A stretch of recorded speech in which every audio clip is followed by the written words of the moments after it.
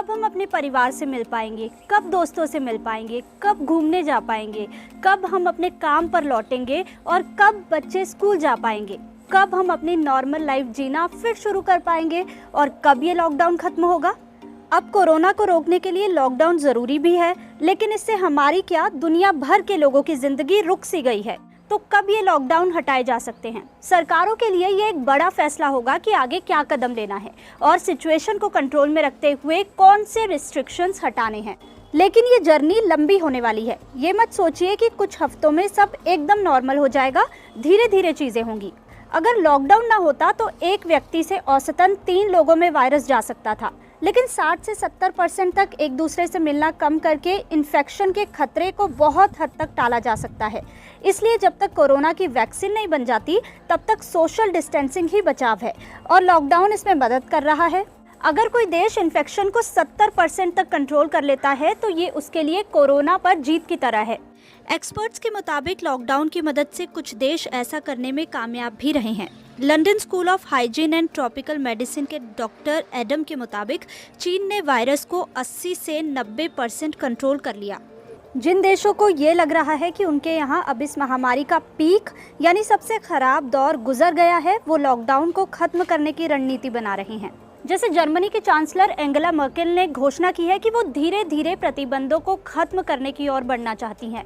उन्होंने कहा कि सोशल डिस्टेंसिंग से जुड़े नियमों का फिलहाल पालन करना होगा, लोगों को घरों से बाहर आने पर मास्क पहनना होगा, पर पब्लिक ट्रांसपोर्ट अब शुरू किया जाएगा। साथ ही 800 स्क्वायर मीटर से छोटी दुकानों और गाड़ियों, मोटरसाइकिलों के स्टोर खोल दिए जाएंगे।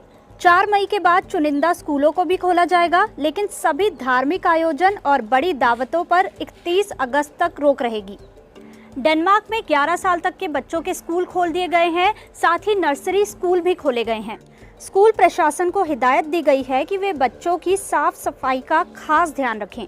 ऑस्ट्रिया ने भी छोटी दुकानों को खोलने का फैसला किया है। साथ ही मैदान में एक दूसरे से दूरी बनाकर खेले जाने वाले खेल जैसे टेनिस, गोल्फ खेलने की 1 मई से इजाज़त दे दी जाएगी।